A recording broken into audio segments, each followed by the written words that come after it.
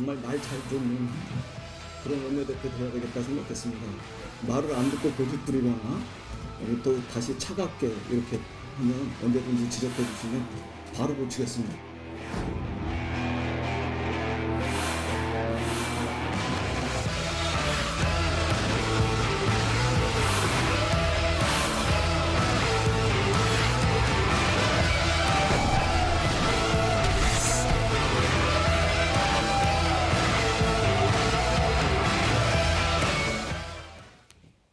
화요일 목요일입니다. 정두원, 정청래, 정정당당 두 분 자리했습니다. 어서 오십시오. 네, 안녕하십니까. 문재인 대통령이 2017년 5월 10일 날 취임했으니까요. 이제 오늘까지면 정확히 2년 임기의 네, 그렇습니다. 40%가 이제 지나갑니다. 지난 2년간을 한마디로 좀 간단하게 정리해 주신다면요. 죄송하지만 바보 정부다 이렇게 얘기하고 싶은데요. 네, 이제 바보야 경제가 문제야 이런 말이 있잖아요. 뒤에도 또 나오겠지만은 네, 이 경제는 이제 실패했죠. 그리고 앞으로도 지금 정책 전환이 없으면 계속 어려워질 걸로 예상되는데 지금 거시경제 지표가 생산, 소비, 투자, 고용, 수출 다 흔들리고 있습니다. 네. 기초 체력이 흔들린다는 얘기죠. 그래서 앞으로 성장률도 처음으로 이제 외환위기 처음으로 마이너스를 기록했는데 경제가 계속 문제가 될 것 같습니다. 네, 분기 성장률 말씀해 주셨고요. 한마디로 말한다면 복원과 전진, 적폐청산을 통해서 정상이 비정상화됐던 것을 다시 정상화로 돌리는 과정이었다. 그리고 민주평화의 정의로운 전진, 그것이 문재인 네. 정부 2년의 평가였다고 보고요. 정도원 의원께서 지금 경제가 실패했다. 근데 잘 보고 실패했다면 진짜 실패하지 않을 것도 실패하거든요. 경제는 심리기 때문에. 제가 몇 가지만 말씀드리면 WF 세계 경제 포럼에서요. 거시경제 안정성 전 세계에서 대한민국이 1등입니다. 그리고 고용 참사라고 계속 얘기하는데요. 통계청 지표에 의하면 역대 최고의 고용률입니다. 지금. 취업자 수도 제일 많고요. 그리고 민간 소비가 경제 성장률을 0.1% 앞선 것이 처음입니다. 지금 문재인 정부에서. 네. 그만큼 민간 소비가 늘었다는 것은 가계 소득이 늘었다는 거 아니겠습니까? 이런 경제 지표가 있는데 네. 경제가 실패했다는 것은 받아들이기 어렵죠. 네, 잠시 후에 더 자세히 말씀드리고요. 고용률은 저 시청자 여러분들이 좀 헷갈려 하실까 봐 고용자 수는 우리가 해마다 늘고 있기 때문에 지금 사상 최대일지 모르지만 고용자가 늘어나는 그 비율은 이번 정부 들어 많이 낮아진 게 아니 사실입니다. 그렇지 않습니다. 네. 고용률이 59.2%고요. 네. 경제활동 참가율이라는 게 있습니다. 이것은 61.9% 역대 최고입니다. 그래서 고용률도 역대 두 번째고요. 네. 그러니까요. 네. 그 비율은 역대 최대일지 모르지만 네. 분기별로 또 지난해 같은 지난 분기 대비 또는 전분기 지난해 같은 기간에 대비한 고용률 그러니까 얼마나 고용자 수가 늘었는지 그 비율은 그러니까 고용자 네. 수도 이번 역대 정부 최고지만 들어서, 네. 그러면 이제 인구 수가 늘었기 때문에 고용자 수가 더 늘은 것은 당연한 거 아니냐. 근데 그래서 고용률을 보는 겁니다. 근데 그 고용률이 역대 두 번째라는 거죠. 그러니까 그 말씀 저하고 똑같은 말씀을 하고 네네. 계시는 거예요. 네. 근데 그것이 늘어나는 비율, 네. 네, 그것이 과거만 못하다. 네, 그렇습니다. 잠시 후에 더 여쭤보고요. 문재인 대통령 지난 2년 몇 가지 질문 준비했는데 그 전에 2년 전 취임사의 이 부분 한번 들어보겠습니다. 저는 오늘 대한민국 제19대 대통령으로서 새로운 대한민국을 향해 첫걸음을 내딛습니다. 오늘부터 저는 국민 모두의 대통령이 되겠습니다. 저를 지지하지 않았던 국민 한 분 한 분도 저의 국민이고 우리의 국민으로 성비겠습니다. 2017년 5월 10일 이날은 진정한 국민 통합이 시작된 날로 역사에 기록될 것입니다. 분열과 갈등의 정치도 바꾸겠습니다. 보수와 진보의 갈등은 끝나야 합니다. 야당은 국정 운영의 동반자입니다. 2년 전에 마음 먹은 것만큼 어떤 통합의 정치, 협치는 결과적으로는 잘 안 된 것 같습니다. 그러니까 협치라는 것이 네. 한쪽 일방의 구애가 있다고 해서 되는 건 아니지 않습니까? 손바닥도 마주쳐야 이제 소리가 나는 네. 것처럼 실제로 야당도 국정에 협조를 해야 되고 여당도 야당에게 양보하고 이런 게 있어야 되지 않습니까? 근데 지금까지 2년 동안 자유한국당을 비롯한 야당들에 보면 과연 협치의 자세가 있었는가 네. 그런 생각도 한번 해볼 필요가 있죠. 그러니까 어느 대통령이나 다 온 국민의 대통령이 되겠다 해놓고는 사실 그렇지 못했던 건 사실입니다. 하지만 이 정부 들어와서 특히 심해졌죠. 그래서 저는 대통령을 지지하지 않았지만 나를 위한 대통령인가 좀 회의적이고요. 네. 그러니까 이제 진보 대통령이라고 할 수가 있죠. 네.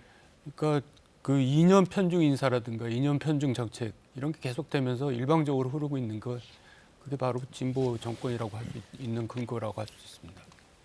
다시 말하면 여기 문재인 대통령이 우리 국민 모두의 대통령이 되겠습니다 했는데 정도현 의원님은 내 대통령은 아니, 내 대통령처럼 느껴지지는 않는다. 그렇게 안 느껴지네요. 안 느낀다. 진보를 대표하는 대통령처럼 느껴진다. 네, 그렇죠. 예전에- 저분은 투표 네. 안 했어요. 투표 안 했다고 공개적으로 얘기했어요.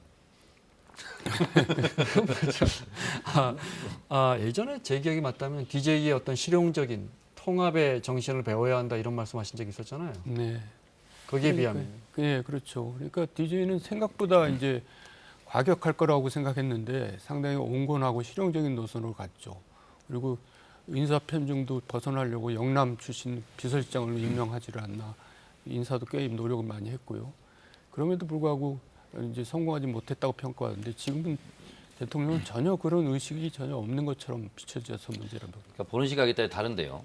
문재인 정부 들어서 인사의 원칙 얘기할 때 언론이 비판하지 않는 대목이 하나 있습니다. 호남이 몇 명이다, 영남이 몇 명이다, 충청이 몇 명이다 이런 거 언론에서 이제 거론하지 않습니다. 왜냐하면 그만큼 지역 편중 인사가 일단 사라졌다는 얘기죠. 그리고 어느 대 출신이다, 지방대 출신이 어떻고 서울대 출신이 어떻다 이런 게 없지 않습니까 지금. 네. 근데 박근혜 정부 때까지만 하더라도 영남 편중 인사, 뭐 무슨 라인 이렇게 얘기했지 않습니까? 문재인 정부는 그런 게 없지 않습니까 지금. 네. 제가 들은 것 중에는 연대를 나와야 한다. 참여연대. 잘한 부분 외교와 남북 관계 평가는 후하다는 건 인정하시죠? 물론이죠. 네. 예, 거기에 대해서는 뭐 칭찬을 뭐 아낄 필요는 없다고 생각하는데 네. 다만 지금 평화가 이제 불안한 평화잖아요. 그래서 북한에서 이제 서로 저 약속을 어기고 이제 뭐 도발을 사실 한 거죠. 네.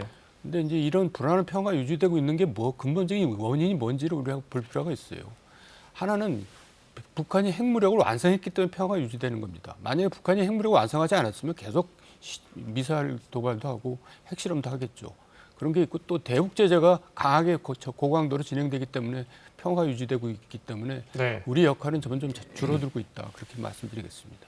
지난 정부 때 북한이 계속해서 미사일 도발하고 핵실험했던 것은 완성되기 전이었고 예. 지금 정부가 이렇게 남북 관계가 평화로운 건 그것이 완성됐기 때문에 더 이상 쏠 필요가 없기 때문에 평화롭다 이렇게 보시는 그걸 거예요? 잊어버리면 안 되죠. 예.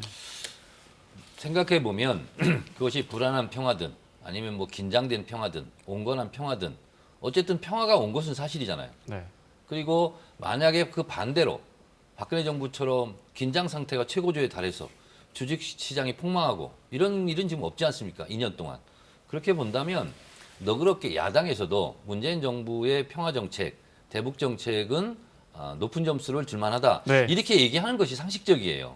근데 평화가 왔는데 그것을 불안한 평화다. 언제 깨질지 모른다. 이렇게 얘기를 하는 것은 우리가 지금까지 얘기하는 협치의 자세는 아니다. 저는 이렇게 봅니다. 네. 청와대 고민정 대변인도 2년 동안 가장 기억에 남는 게 뭐냐라는 그 자체 방송의 질문에서 이 장면을 꼽더라고요. 그 장면 잠깐 볼까요? 네. 완전히 청산하고 다시 하나가 되기 위한 평화의 큰 걸음을 내딛자고 제안합니다. 문재인 대통령께서 평화를 위한 하나같이 진심 어린 박수를 보내주는 거에서도 굉장히 짜릿했고요. 그 전에는 저희가 이제 북한이라는 나라를 늘 이제 그 만들어진 방송을 통해서만 봤지 저도 이렇게 맞습니다. 직접 간 건 처음이었거든요. 그래서 박수 치는 것, 함성 치는 것 이것도 다 뭔가 각본이 있지 않을까라는 그런 의심들을 갖고 있었는데 이때 갔을 때는 전혀 그게 아니라는 걸 제가 몸소 체험하고 왔었던 기억이 납니다. 네, 어제 저희가 9시 뉴스에 자세히 보도했는데 KBS의 취임 2주년 여론조사에서도 문재인 정부 지금까지 잘한 게 어떤 겁니까? 라고 국민께 여쭤봤더니 역시나 남북관계 외교는 제일 많이 국민들이 꼽아주셨습니다. 네, 경제 이야기로 바로 넘어가죠. 네, 경제나 일자리는 뭐 아시다시피 일자리 문제 점수가 박합니다. 네, 특히나 이 부분 국민들이 앞으로 경제가 나빠질 것이다라고 답한 국민이 52.3%나 됩니다. 네. 총선 다가오는데 아까 정도현 의원님이 그 클린턴 때 나온 이야기입니까? 네. 그렇죠? 네. 문제는 바보야, 문제는 경제야라고 해서. 역대 정부 네. 생각 한번 해보세요. 경제가 좋습니까? 그러면 경제가 좋다라고 답변한 적이 있었습니까? 다 경제가 안 좋다고 얘기를 해요. 네. 그래서 우리가 주관적으로 그건 판단할 수 있기 때문에 예를 들면 지금 같은 경우도 잘 되는 식당은 우리가 대통령 때문에 잘 됩니다. 이런 얘기 안 해요. 안 되면 대통령 탓을 하죠. 모든 책임은 대통령이 있지만 네. 그래서 객관적인 지표가 필요한 겁니다. 2018년 OECD 평균 경제 성장률 2.4, 한국은 2.7이었어요. 자유한국당 주장대로라면 경제가 폭망하고 마이너스 성장을 했어야 되죠. 네. 미국이 2.9, 일본이 0.9예요. 그리고 독일은 1.9입니다. 유럽의 17개국 평균이 1.9% 경제 성장을 할 때 우리는 2.7%를 했어요. 자, 그러면 거시경제 지표하고 우리의 삶과 무슨 관계가 있느냐? 그렇게 얘기하면 아까도 얘기했다시피 세계 경제 포럼에서 대한민국이 전 세계 거시경제 안정성이 1등이에요. 그럼 이런 지표는 왜 나오는 건가? 우리가 계속 고용참사해서 주문처럼 외우고 낙인을 찍지만 제가 다시 한번 말씀드릴게요. 2,623만 2천 명이에요, 지금. 역대 고용자 최고입니다. 수가요. 네. 그러면 고용자는 인구가 느니까 고용자가 늘었다. 아까 앵커도 얘기했는데 네. 경제활동 인구가 느니까. 그래서 네. 고용률을 보는 거예요. 59.2%. 역대 두 번째고요. 경제활동 참가율. 아예 그냥 희망이 없어서 나는 그냥 집에서만 있는 것이 아니라 나도 그러면 가서 돈 좀 벌어볼까 하는 것을 경제활동 참가율을 하는데 61.9%. 역대 최고예요, 지금이. 그런데 이것이 바로 경제가 자유한국당이 주장한 것처럼 폭망한다, 하지 않는다는 증거고요. 경제가 좋다라고 얘기하는 사람은 별로 없죠. 그러나 생각해 보시면 노무현 대통령 때는 돌부리에 걸려 넘어져기만 해도 노무현 대통령 탓이라고 했어요. 그때 미안하지만 세계 경제 포럼에서 국가 경쟁력 11등, 대한민국이 최고 성적을 냈던 것이 2007년 노무현 대통령 때예요. 이명박 때 24위, 박근혜 때 26위예요. 문재인 정부 알겠습니다. 들어서 네. 17위, 그리고 작년에 15위를 기록했어요. 네. 세계 가장 권위 있는 경제 기구입니다. 알겠습니다. 네. 아까 OECD 수치를 얘기했는데 그거는 수치는 맞지만은 외환위기로 우리가 제일 나쁜 성적입니다. 그 성적이. 그걸 얘기를 해야지 그 수치 자체 가지고 아니 OECD 평균 뭐 상회할 뿐만 아니라 하여간 그건 그렇고요. 상위권이에요. 우리나라가 지금. 지금 이제 여기 여론조사에서 나왔지만 체감 경기가 저렇게 나쁜데 네. 정청래 의원은 어디 숨어져 있는 통계치를 갖고 와서 그거를 저 좋은 지금 지표라고 말씀하신 알리면 거는 예. 제가 볼 때는 공신력 있는 통계인데요. 문제는 아이. 경제에서 지금의 통계를 보기도 하지만 또 경제에서 중요하게 여기는 게 추세거든요. 추세. 근데 우리 경제가 무거워지고 예를 들어 수출 같은 게 둔화된다든지 무거워지고 있는 추세는 맞는 것 같습니다. 수출 그런데 둔화는 또- 맞는데 네. 그것은 세계 경제 영향이고요. 그래서 수출이 줄어들면 내수 진작으로 경제 성장률을 지탱해야 되지 않습니까? 그 내수 진작은 민간 소비예요. 가계 소득 증가고. 네, 네. 그게 소득 주도 성장의 핵심이죠.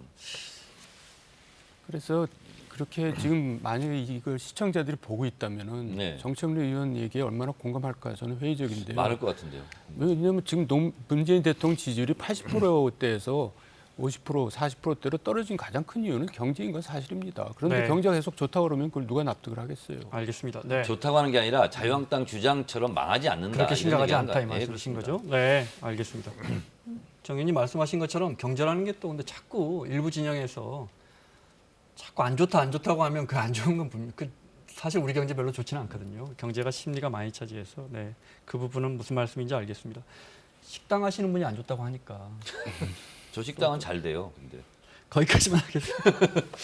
자, 이번 조사는 저희 KBS가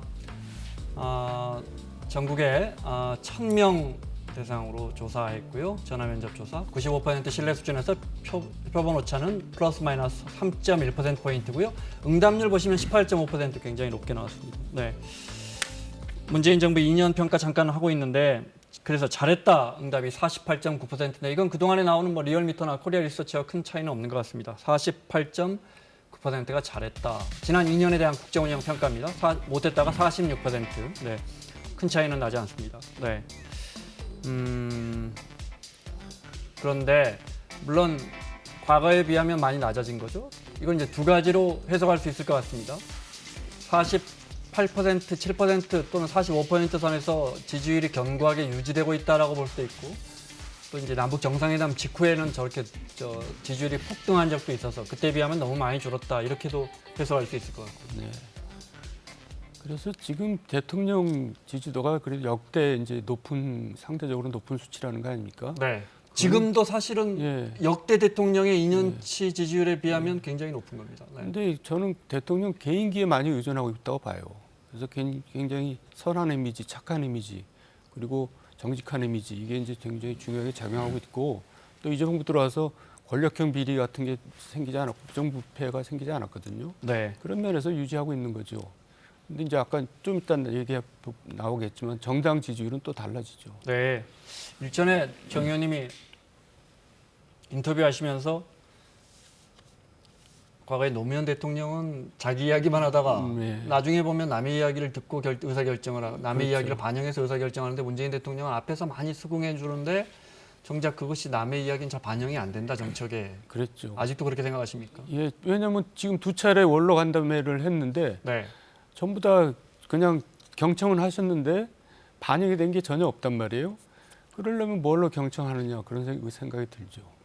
저 두 번째 원로분들 만나시고 나서는 얼마 안 돼서 네. 지금 그걸 예단하기 아니 좀 그때 이제 네. 그 답변하신 거 보면은 그냥 마회로 가겠다 이렇게 답변한 거예요. 그렇게 해석하셨어요. 예. 네. 그 뒤에 청와대가 또 꼭 그런 건 아니라고 또 입장까지 냈는데 알겠습니다. 저희가 KBS가 조사한 이번 취임 2주년 여론조사에 눈여겨볼 만한 거 있어요. 서울 지지율 볼까요? 서울 지지율을 보면 서울은 네, 이건 정당 지지율이고, 네, 이걸 그냥 빼주실래요? 네, 서울 지지율 제가 여쭤볼게요. 서울이 잘못했다가 저희 KBS 여론조사를 보면 서울이 50% 잘못했다가 잘못했다가 50% 잘했다가 44%입니다. 근데 뭐 전통적으로 서울은 원래 좀 민주당이 큰 유리했거든요. 차이는 안 나는데 여론조사라는 것에 뭐 일희일비하자 이런 얘기도 많이 하지만 네. 생각해 보시면 박근혜 정권 때는 40%만 넘으면 보수 언론에서 다 나서서 견고한 지지율 계속 유지 이런 방식으로 냈어요. 네. 근데 문재인 대통령은 45%, 46%, 뭐 50% 나와도 지지율 많이 떨어져 이렇게 나오는 거거든요. 워낙 그 기저효과라 그러잖아요. 그렇습니다. 워낙 전고점이 높아서. 그래서요. 네. 역대 대통령 평균 지지율 2년 동안 보면 문재인 대통령이 전교 1등이에요. 그건 알겠습니다. 네, 네. 지지율이 예전에 비해서 좀 떨어졌다고 마치 지지율이 엄청 떨어진 것처럼 이렇게 보도들 하고 그러는데 그건 이제 착시 현상도 있는 거고요. 이 서울 지지율이 부정이 더 높다. 뭐 그럴 수도 있죠. 네. 뭐 저는 특별한 사안은 아니라고 봐요. 마포는 괜찮겠습니까? 마포는 지지율이 항상 높죠. 근데 네. 수도권이 흔들린다는 얘기는 네. 수도권에 중도층이 많거든요. 중도층이 흔들리고 있다는 얘기예요. 그러니까 이제 국정 운영이라는 게 퍼머넌트 캠페인이라고 계속되는 선거 운동이라고 할 수도 있는데 중도층을 항상 붙잡고 있어야지 이제 지지율을 견고하게 유지할 수 있는데 중도층이 흔들리기 시작했다는 건 불안한 조짐을 보이고 있는 거죠. 그러니까 물론 집권 초기보다 지지율이 많이 떨어진 게 사실이고 또 그리고 그때가 비정상적인 거죠. 근데 저는 오바마 대통령이 퇴임할 때 50% 이상의 지지율로 퇴임한 대통령이었어요. 미국에서. 문재인 대통령도 퇴임 시에 오바마처럼 과반의 지지를 받으면서 퇴임하는 대통령이 처음으로 나오지 않을까 저는 그런 기대를 합니다. 네. 어느 대통령이든 문재인 대통령 물론이고 우리 대통령들 진짜 퇴임하면서 지지율 높게 퇴임하면 좋겠습니다. 진짜로. 그러니까요. 네. 방금 본 이제 지금까지는 저희 KBS의 취임 2주년 여론조사이고 이건 리얼미터 여론조사인데 정당 지지도가 보시는 것처럼 36.4 민주당이 네. 그리고 34.8 매우 오차범위 안까지 따라 붙었습니다. 네. 이걸 여쭤볼까요? 대통령 지지율은 50%에 육박하는데 민주당 지지율은 왜 36%밖에 안 될까? 이렇게 여쭤볼까요? 저는 당연한 거죠. 왜냐하면 네. 예를 들면 민주평화당, 정의당, 바른미래당에서 대통령 지지자들이 생길 거 아닙니까? 진보 진영 합쳐야 한다. 그렇죠. 근데 이제 정당 지지율로 가면 각자 또 지지하는 정당이 딱 있지 않습니까? 네. 그래서 대통령 지지율만큼 민주당 지지율이 그래서 안 나오는 것이고 네. 대통령 지지율이 항상 높았죠. 그리고 그게 따라갔었죠. 근데 대통령 지지율이 좀 떨어지니까 민주당은 더 많이 떨어지는 거고 이제 그런 현상인데 리얼미터 여론조사는 지금 오차 범위로 이제 갔는데 갤럽 조사는 여전히 10% 이상 차로 차이가 네. 나고 있더군요. 네. 보통 뭐가 잘 안 될 때 네. 좋은 지표를 자꾸 바라보게 되거든요. 아니 저는 사실대로 그냥 얘기를 한 거예요. 네. 근데 어쨌든 리얼미터도 뭐 그 네. 보수 언론에서 공격하고 막 그러지 않습니까? 불공정하다고. 근데 이제 저 지지율은 또 엄청 또 인용을 하겠네요. 알겠습니다. 바른미래당 상황 좀 보겠습니다. 민주당 새 원내대표가 뽑히는 날 바른미래당 원내대표는 물러났는데, 네. 이건 어떻게 보십니까? 파행으로 마무리됐다고 보십니까? 봉합됐다고 보십니까? 갈등이. 봉합된 거죠. 그리고 봉합도 이상한 형태로 봉합됐는데요. 네. 물론 이제 임기가 얼마 남지는 않았지만 사퇴를 하면서 뭐라고 사퇴를 했냐면 우리가 3번 달고 다 출마하는 걸 조건으로 이제 사퇴를 했단 말이에요. 네. 되게 우스운 거죠. 그런 조건이라는 게 이제 일종의 코미디 같기도 하고. 맞아요, 코미디 같아요. 예, 왜 코미디 같게 정청래 의원하고 좀 전에 사석에서 얘기를 했는데 우리는 뭐 도둑질하지 않겠다라고 결의한 거나 뭐 차이가 있나. 네. 너무나 당연한 거를 갖다가 결의했다 이거죠. 잠시 후에 더 자세히 여쭤보고. 그러니까 예를 먼저, 들면 이런 네. 거예요. 더불어민주당은 우리 더불어민주당 간판 달고 총선에 출마합시다. 자유한국당은 우리 간판 달고 출마합시다. 만약에 두 당에서 그렇게 결의했다면 왜 저 안 해도 될 일을 저렇게 하지? 웃기잖아요. 그러니까 바른미래당은 그만큼 지금 당이 쪼개질 가능성이 높기 때문에 저런 결의라도 이제 하는 건데 상당히 지켜지지도 않을 그런. 그렇게 보세요? 저는 그렇습니다. 내각제 개헌도 휴지 조각이 되잖아요. 그 정치적인 네. 약속은 지켜지지 않을 가능성이 없어요. 그 많아요. 법적 구속력도 없고. 유승민 의원은 자유한국당으로 출마합니까? 박지원 의원이 그래서 1번 통합해서 그렇게 되면 이제 자유한국당 의원 수가 더 많아질 수 있으니까 그러면 기호 1번으로 해서 출마할 것이다 이렇게 이야기하셨던데 그렇게 보세요? 저는 1번 당, 2번 당으로 쏠림 현상은 총선이 임박하면 할수록 가속도가 붙을 거다 그렇게 생각하고 있습니다. 유승민 의원 얘기가 좀 일관성은 없어요. 그러니까 이제 즉 저렇게 결의하는데 동참했지만은 또 어떤 데 가서는 자유한국당이 반성과 개혁을 하면은 함께 같이 못할 이유가 없다 이렇게 얘기한 적도 있거든요. 네. 그러니까 그 전제 조건을 생각하면 항상 뭔가 여지가 있다는 거죠. 알겠습니다. 김관영 전 원내대표, 지금도 원내대표죠. 다음 15일 날 뽑기로 했으니까 김관영 원내대표와 유승민 의원의 입장 들어보겠습니다.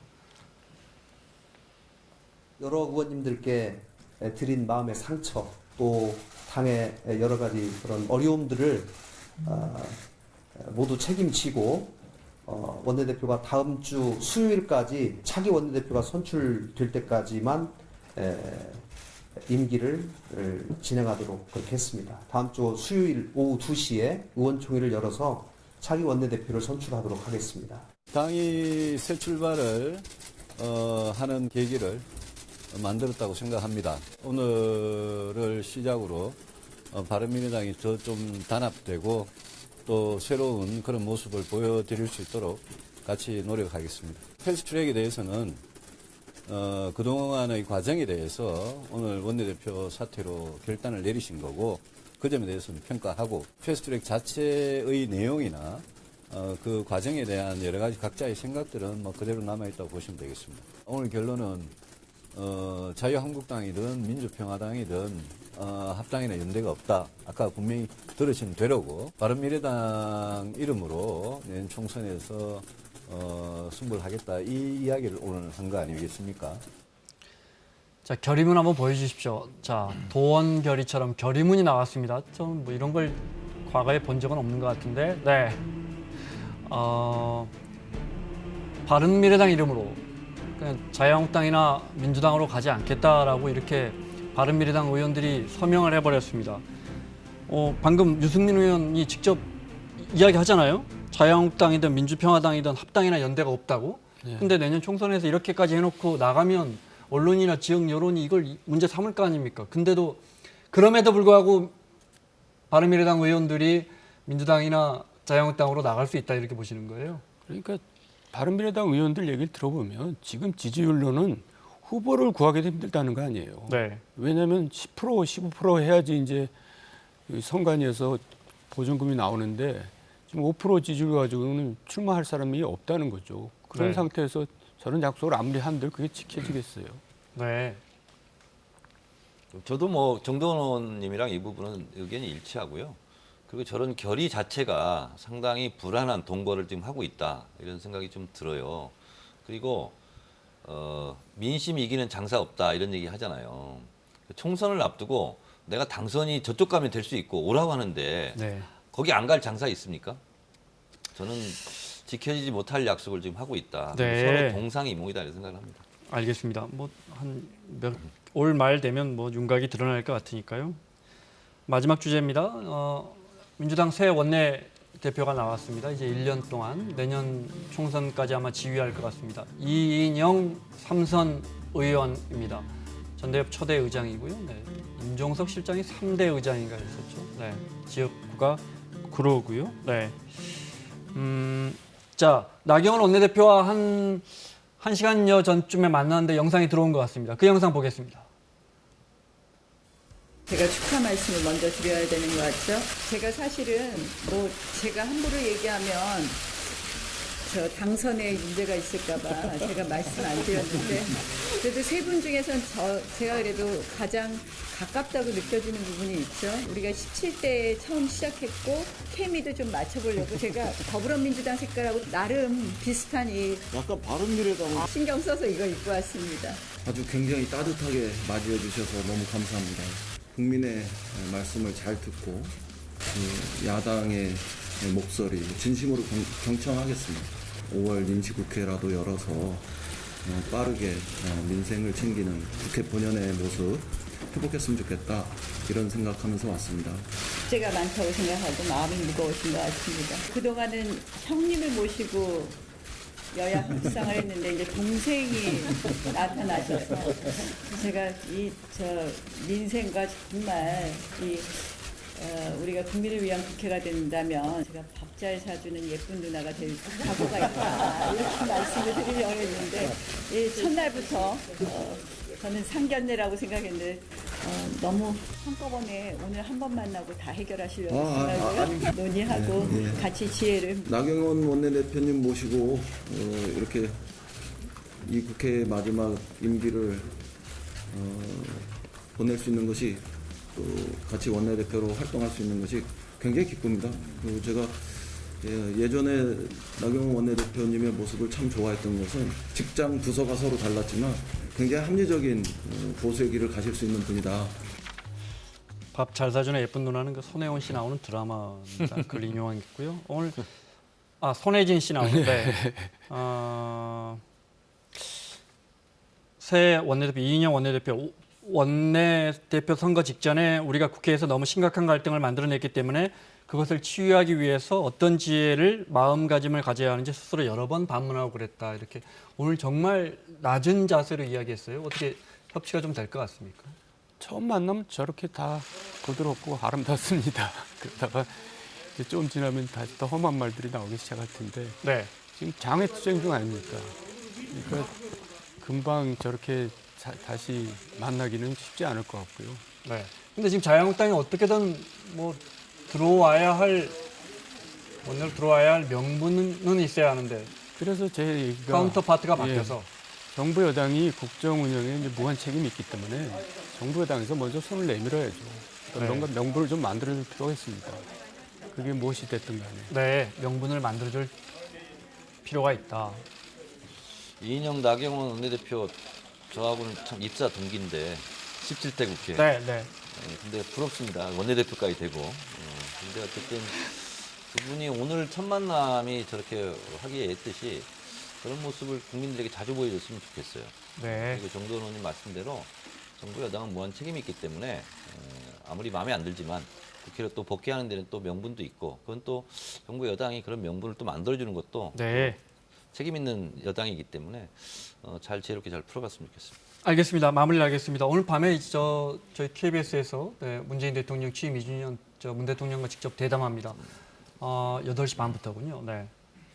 혹시 질문한다면 뭐가 있을까요? 대통령께서는 소득 주도 성장에 문제가 진짜 없다고 생각하시는지 이번 기회에 수정할 필요가 있다고 생각하는데 어떻게 하실 건지 여쭙고 싶습니다. 알겠습니다.